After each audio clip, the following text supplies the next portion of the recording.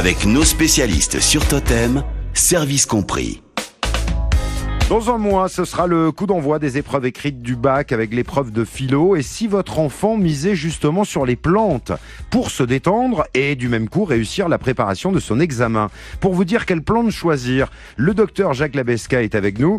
Il a écrit de nombreux ouvrages, dont notamment Mes ordonnances de plantes.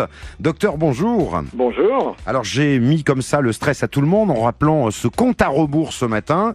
Le stress de l'examen justement, ça peut perturber les révisions. Comment justement y faire face au stress par le biais des plantes? Eh ben, c'est une bonne indication les plantes, parce que si on prend des médicaments pour se calmer, eh ben, on risque de perdre la mémoire, on risque de pas être en forme pour l'examen. Si on prend des médicaments pour se stimuler, voir si on tombe dans le pot de café, eh ben, on va être excité comme un pou et on va plus dormir et on sera pas dans le meilleur état pour préparer l'examen. Alors moi, je vous conseille une préparation toute simple d'aubépine, qui est un calmant doux, qui est un équilibrant qui permet d'éviter justement ce stress qu'on n'a pas géré, et la menthe poivrée. La menthe poivrée est un stimulant naturel qui va vous donner le tonus et le peps pour réviser, mais vous allez vous coucher, vous dormirez. D'accord. Ça va pas faire comme le café. Il n'y aura pas cet effet dépresseur du café ou cet effet insomniaque.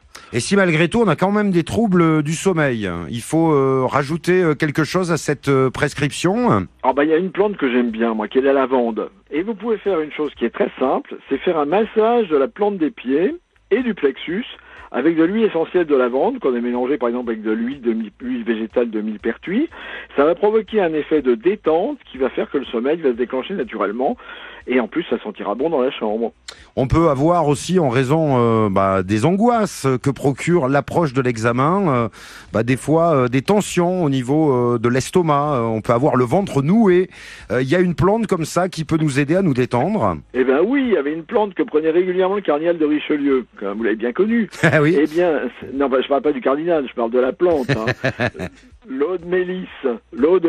La mélisse, c'est une plante qui est à la fois calmante au niveau digestif et qui va vous calmer au niveau, effectivement, des problèmes de digestion. Et d'ailleurs, c'est comme ça que Richelieu en prenait pour ses migraines digestives. Alors, il n'y a aucune plante qui va nous permettre d'avoir des bonnes notes, hein, ça vous me rassurez, docteur. En revanche... pourquoi pas. Ah oui, alors lesquelles? Ça, je vous le dirai, mais hors antenne. Mais il y en a qui peuvent nous aider, vous parliez de la mémoire, à mieux mémoriser. Alors, la plante en elle-même va pas suffire, on vient de le voir, c'est lié aussi à l'hygiène de vie. Mais qu'est-ce qu'il y a qui peut favoriser une meilleure mémorisation? Alors, il y a une plante qui est remarquable. D'ailleurs, c'est un arbre qui a résisté à la bombe d'Hiroshima et qu'on trouve un petit peu dans toutes les avenues new-yorkaises. C'est le ginkgo biloba, l'arbre aux 100 écus, parce que c'est le prix qu'aurait payé Louis XIV à Cuvier quand il l'a ramené en France. Eh bien, le ginkgo biloba est une plante qui va aider à la circulation cérébrale. Donc, il va pas vous donner les moyens de réviser si vous ne les prenez pas, mais il va vous aider à mieux réviser si vous faites l'effort de le faire. Pour retrouver vos conseils, docteur Jacques Labesca, je renvoie nos auditeurs vers votre livre « Mes ordonnances de plantes ». Merci docteur, bonne journée. Merci à vous, au revoir. Right from the start, you were a thief.